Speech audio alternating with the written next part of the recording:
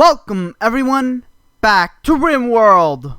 So last episode was heavily focused on reaching the space age and saving Sky from her chronic kidney disease. Today I plan on actually operating on our other kidney so that she doesn't die anyway, but the main focus of today will be on automation.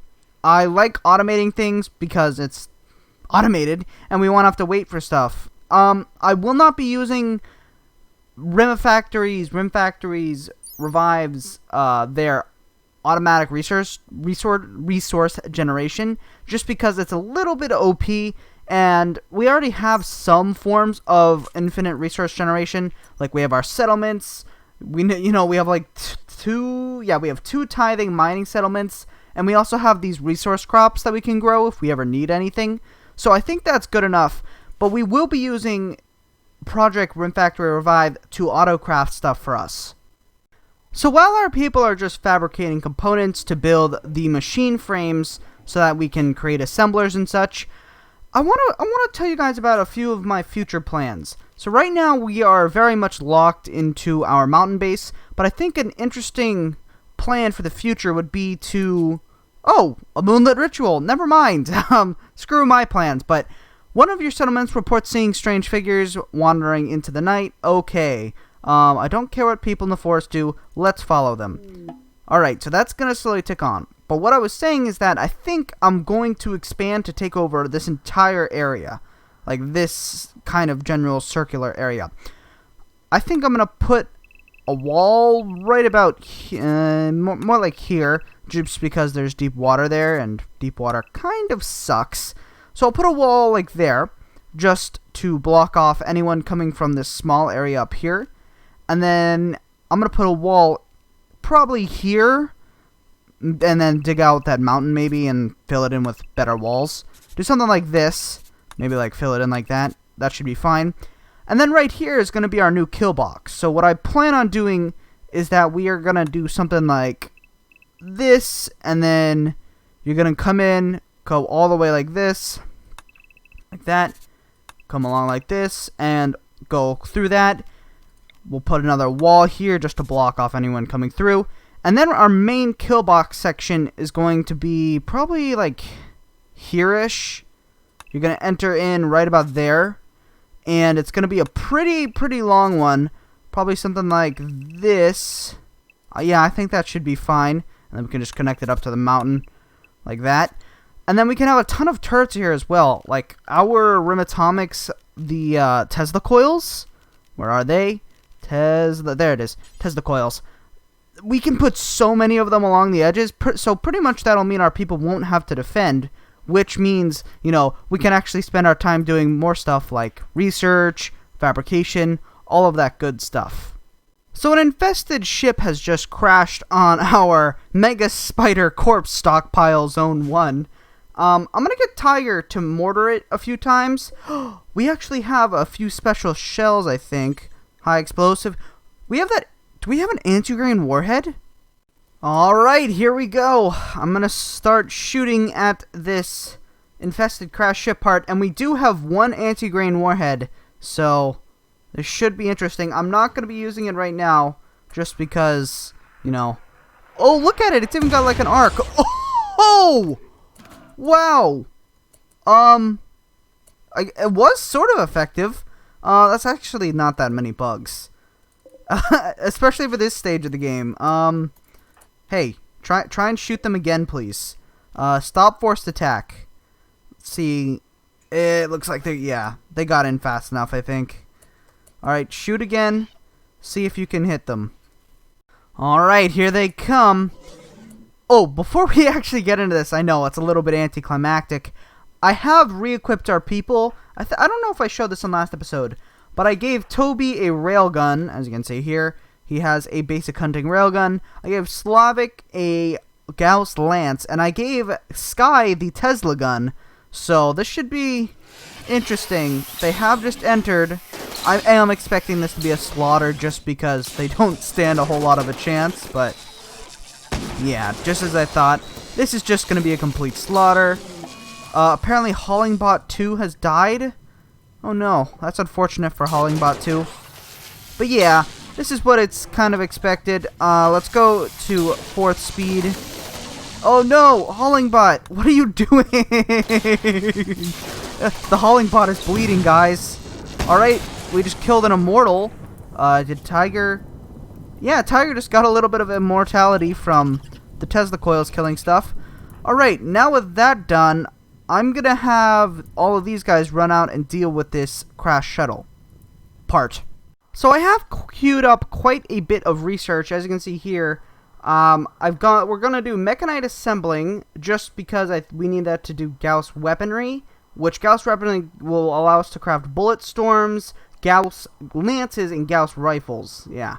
And then I'm going for the advanced multi-analyzer just to speed up our research speed. And then spacer furniture and then spacer electronics just for our general comfort. After that, I want to go for the GlitterNET stuff. So we need the GlitterNET hubs first. And then after that, where is it? Okay, they're all down here. After that, we're going to go for... We should probably go for the research one first. Though the power integrators are really good too. They just give a percentage of power to like your new grid. So let's say our nuclear reactor produces 50,000 watts. Each one would give an extra 25%. So we would get 25% of that times 3 because you can hook up a maximum of 3 to each reactor / power generating station. So let's go for that. And then we'll go for advanced research as well. A moonlit ritual. You received news that an investigator followed an individual into the woods. They reported back seeing the group perform a series of almost ritualistic carnal acts. Let's just investigate further. The investigator reports back that the group has returned again. They continued the same activities as the night prior. However, after not leaving, he observed that the group brought out an ornate chest. Maybe we should go or go back again. Alright, let's go back again. And after forcing Sky to work all night to create herself a new synthetic liver, she is now, after this surgery, much better than the average colonist in health, actually. So if we go to, it should be under health overview, she gets 140% blood filtration, which when she gets up, should increase her manipulation by, I think, 20%. Which is quite a bit for a crafter. And unfortunately, a moonlit ritual ended badly, and it's giving White Spoo -2 happiness a day, -1 food base production. So now we're gonna delve into a mod in the power section. It is called let's check it out. Power Plus Plus. So Power Plus Plus allows you to sell and buy power, as well as have this LWPN emitter. Oh. I actually designed this room wrong. So I'll fix that later, but I'm going to put it down for now. That should allow them to at least, go around it. And I'll tell you guys this thing's function once we actually have it built. So while we are working on our LWPN emitter, I actually built up this advanced multi-analyzer, which gives an extra 25% research speed factor. So they're going to research 25% speed, or 25% faster, plus the basic multi-analyzer, which gives an extra 10%, and the computing system, which gives an extra 8%. I've also been building up a few other things. As you can see, I'm building illuminated dressers and illuminated end tables in all of their rooms, as well as wardrobes. I just decided to make out of plasteel because we had like 6.5k plasteel, and they've already delivered all the resources, and we still have 5,000. I also just built this bullet storm. I don't know how good it is because it seems like Combat Extended is having a little bit of trouble factoring in how much damage it does, so I'm going to give this to, let's go to Marcus Emerald, and then we can go test it out. Well, that's not a good sign. It doesn't even have a reload thing. Shoot at that wall. Oh no. Something about this seems a little bit broken. I guess we should probably go test it on a creature, see how much damage it does. Alright, there is a horse right here, so let's see what happens. Oh no. Oh no, it's horrible. That's unfortunate. It seems like Combat Extended is just ignoring the Bullet Storm, because it's actually a pretty expensive weapon. Gauss Projectile, yeah. Alright, that's unfortunate. So I think this is a Sparkling World weapon. Yeah, Sparkling World's full mod. It seems like Combat Extended doesn't come with a patch for this. There might be a patch on the Steam Workshop, but as of right now, there is no patch. And I think Marcus Emerald is going to get beaten up here. So, Tiger, who was closest? Howie, you're going to go save Marcus Emerald. And just like that, we've already completed all of the research I had queued up. Super quickly, I think it's because of this advanced multi-analyzer. But let's see what we want to do next. Let's go to the research tab. Alright, we probably want to go for something like this scientist cabinet next. That just gives an overall buff to like crafting and research speed.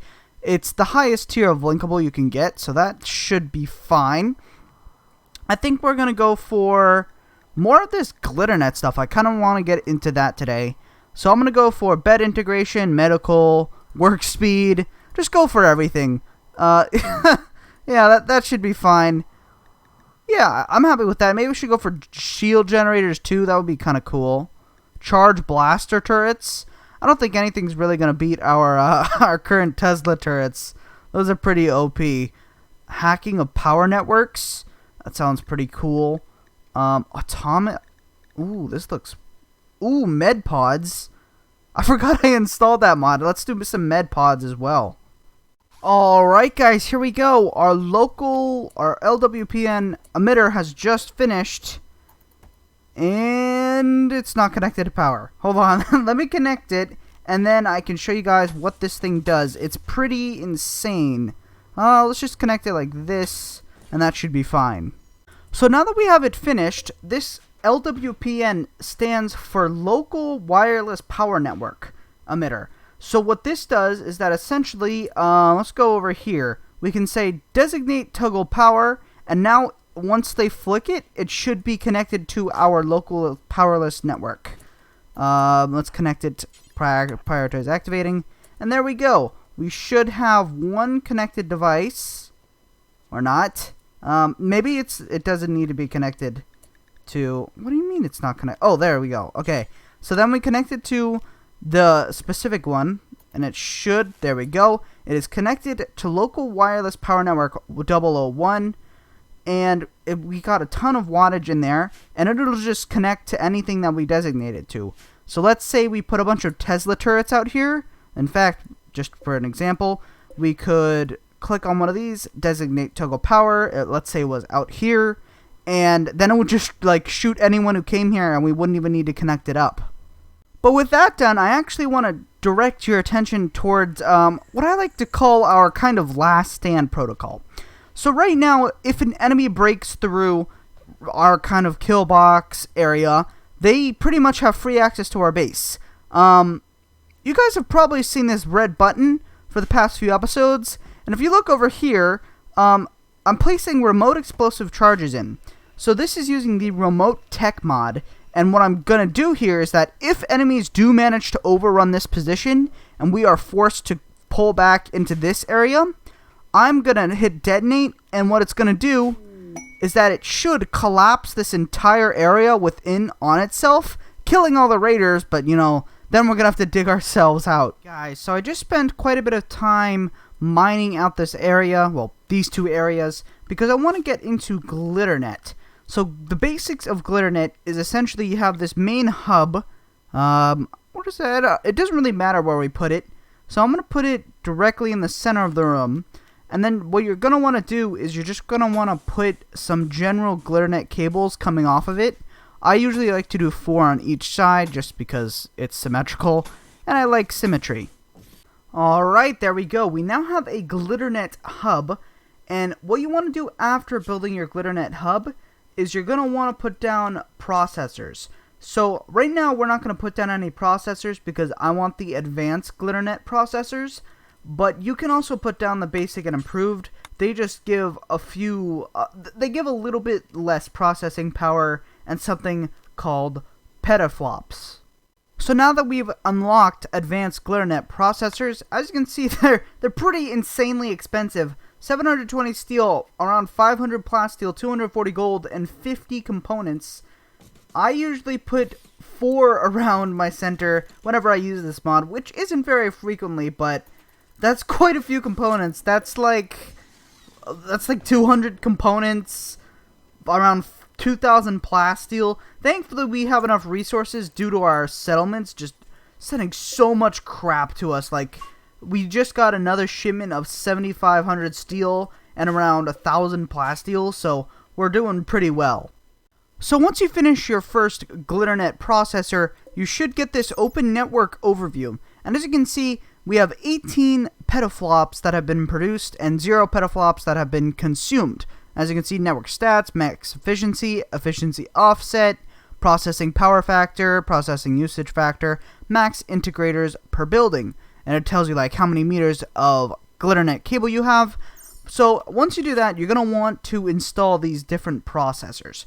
And now what these processors do is that you have like this specialized efficiency processor. A specialized processor for the GlitterNET system. This one increases maximum efficiency. So what this does is that if I put it on here, which I will, I like doing so there's 4 different kinds of processors. We're still researching the last 2, the concurrency and the overhead one. But once we finish that, you're going to I like to do this. I put all of my processors in the 4 corners just because I think it looks kind of cool. But for right now, we have the overdrive and the efficiency. The overdrive increases efficiency at the cost of an increased processor usage, and this one just increases efficiency of the integrated things. So advanced research integrator would speed up. I'll just build them and show you guys. So what these do, advanced research integrators, they increase the speed of high-tech research benches by quite a bit, if I am remembering correctly.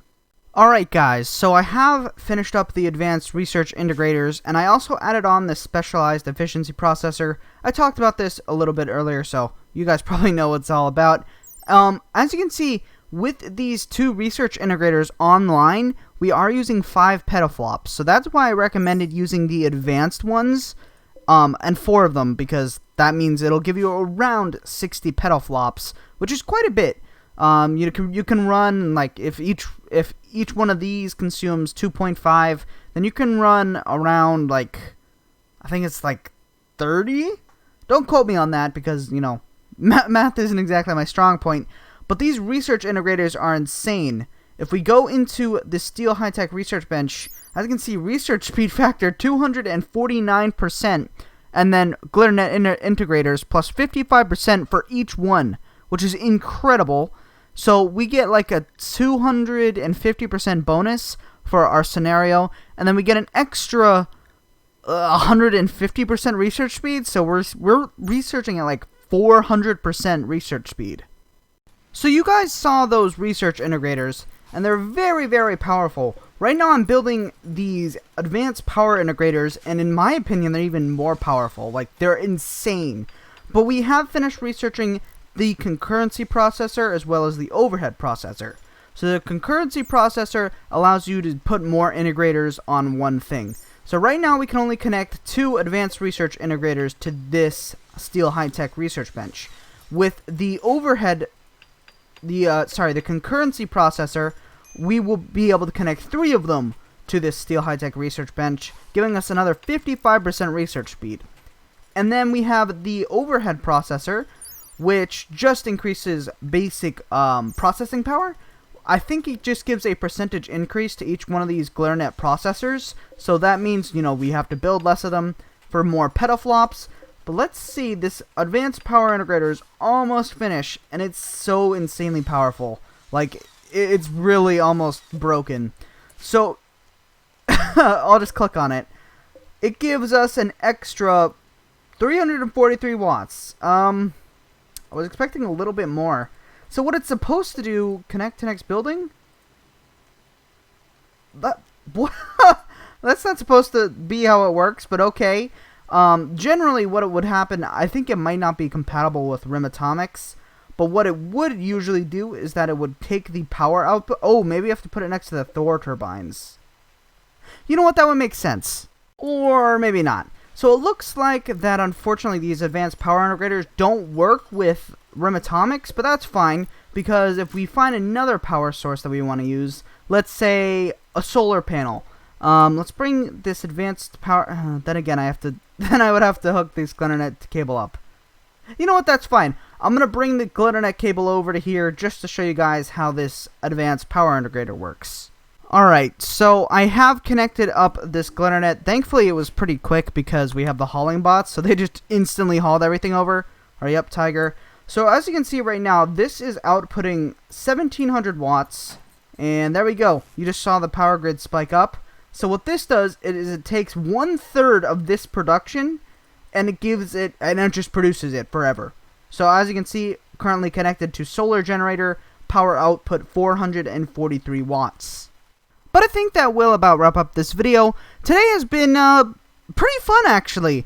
The game's running very well, so we managed to get quite a bit done, especially in this GlitterNET stuff. It's definitely going to speed up all of our future progress, which, you know, connecting to that, is that tomorrow I would like to start on this expansion and get some, you know, standardized weapons. I am right now researching atomic cellular regeneration as well as pulse charge munitions. So ideally we would get everyone the charge weapon and then maybe later a laser weapon. But today has been very productive. You know, we got this GlitterNET stuff done. We managed to completely automate components. We got this local powerless network so we can power anything on this map. Which, by the way, we're going to be doing, I think we might do a little bit more with this mod in the future, because it's not only local powerness, because it's got so much in depth that I don't know if we'll do it all, but we can actually sell power with this mod, which, you know, it might be very beneficial for us. But with that said, if you guys did enjoy this video, please like, share, subscribe, comment. Any support that does get us out there is very greatly appreciated. Anyways, have a great day, and goodbye.